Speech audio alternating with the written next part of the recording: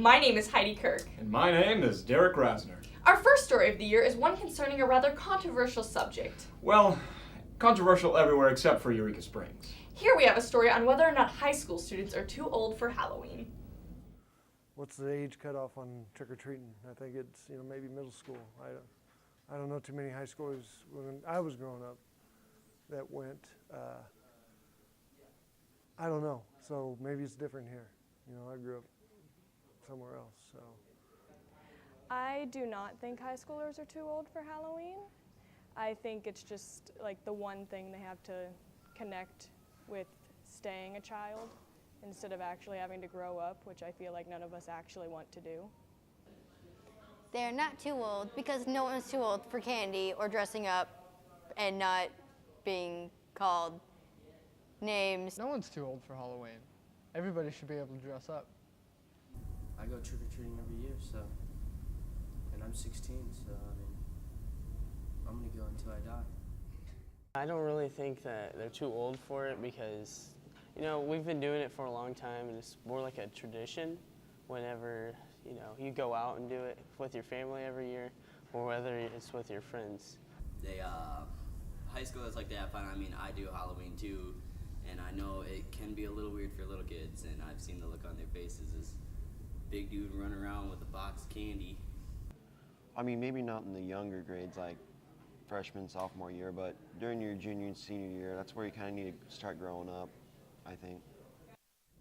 Our next story is on paranormal entities and the views of those on campus concerning the topic. Do you believe? It happened to me.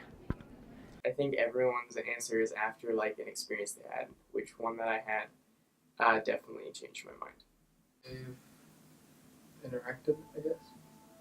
I don't think that if we die, that something would come back. Me and my family were in an empty house. We're all sitting in my room. We heard this knock at the door. A little girl saying, "Hello, is anyone there?" We went to go look. No one was there. Later that night, my sisters told me I was lifted out of my bed. I was at my cousin's house and a lot of her electrical equipment just started going off. Fan turned on and freaked me out, and then the telephone that hadn't worked in years started ringing. When I was a little kid, I saw a ghost in a doorway. It was beckoning towards me and I freaked out. I was over at a friend's house for his brother's birthday, and we had fun all night, and I, being his best friend, I stayed the night. And we were running around, and I could have sworn I saw this older man, white, shorter hair, in hospital gown, go from one room to the next. And I just thought I was seeing things, and I talked to his mom about it. So I talked to her about it, and I described him, and I said what I saw, and she had told me that this was their grandpa's house, and he had died in that room with hospice care. No. When we die, we die. I think their energy, misplaced energy, looking for somewhere to go, somewhere to stay, and just floating around everywhere. I mean, the best explained scenario is that they're more an energy than an actual being. Some kind of weird spiritual energy stuff. It's just kind of in a glob there. I would like to think that they're after images or aftershocks of images that they left behind, or just memories and stuff like that. We would also like to mention that Eureka Springs, as you may know, has the honor of holding America's most haunted hotel, the 1886 Crescent Hotel and Spa. Now, have you ever had an eerie feeling as if you were being followed when you're out trick-or-treating? Or found any suspicious-looking candy in your bucket? Luckily for you, members of the high school staff have some great advice for you on how to stay safe on Halloween night. Safety in numbers is important. And wearing something that, if you're going to be out walking right on the edge of the street, you should probably have something that's got some sort of reflective property so oncoming cars can see you. Make sure that you have some sort of flashlight to see in the dark. I would say to make sure that people know where you are, your parents or grandparents or whoever else would be out looking, taking care of you, looking out for you, because just in case something happens, if you're in some weird place and nobody knows where you are, they're not going to be able to, do anything to help you out. The main thing with teenagers is the driving, and having more than one student or one teenager in the car with you often causes you to, or entices you, I should say, to do something that you wouldn't normally do under other circumstances. And so my advice would be to be careful in that situation. Be conservative. Make sure that you stay together in a group. Don't go out by yourself. The main advice that I would give is to be with other people. Don't go out alone. If you're going out to carouse around, just be with other people, people that you trust. And beware of the clowns. Clowns and that type of thing, I think it's just a social media phenomenon. I don't believe in them. Today, we'll end our broadcast on a very positive note. Our FBLA president and facilitator have a story for us on how to give thanks this fall by giving back to the community.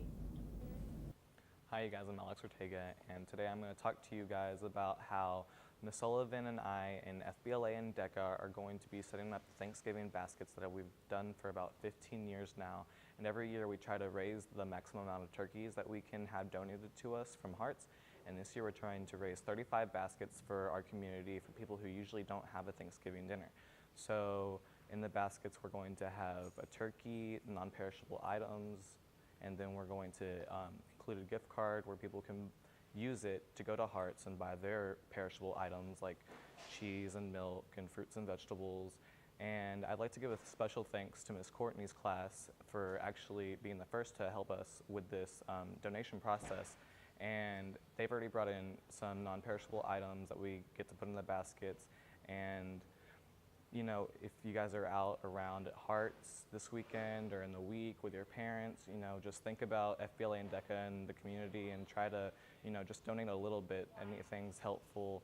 And there's also going to be a basket that's set up in Ms. Sullivan's room at the school, so you guys can go there too to donate. And just really like some help on this.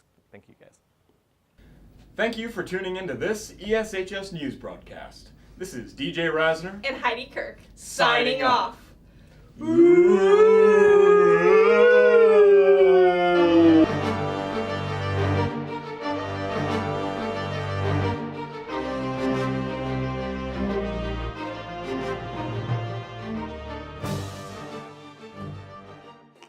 Starting my 6th grade year, I obsessed. It wasn't a crush, it was an obsession over this guy named Micah Graham. And I was pretty much like his creepy stalker that like literally followed him around everywhere and like knew everything he was doing all the time. And I'm ashamed of it. Alright, so, sophomore year, I had a crush on this person, and in an attempt to impress this person, I began to teach myself a song that this person had really liked.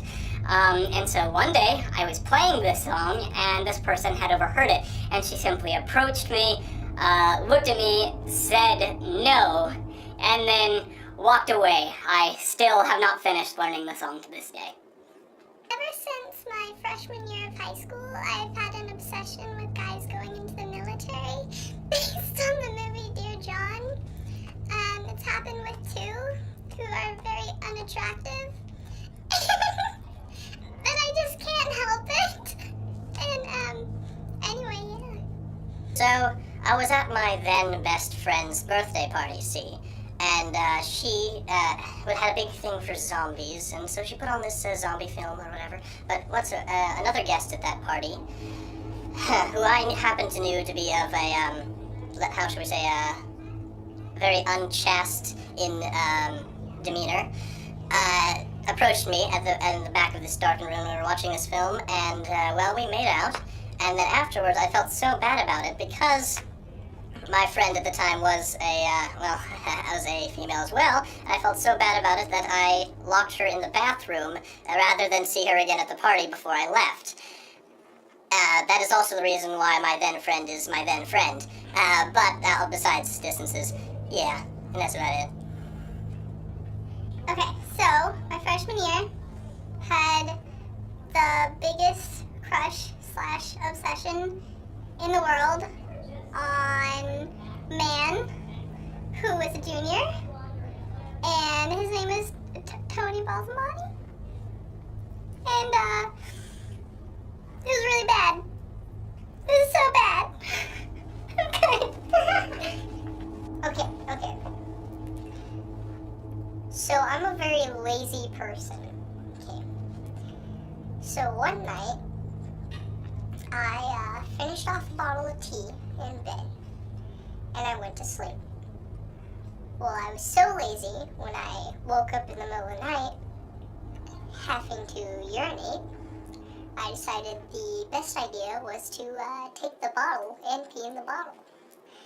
That's okay. It's kind of not normal, but frequent with guys, like especially on road trips and stuff. So it's okay, you know.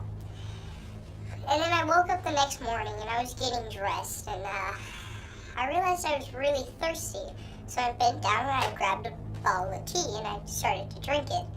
And then I realized the tea was warm and it wasn't tea and it was urine and it was my urine. I drank my urine. And that's the time I drank my own pee.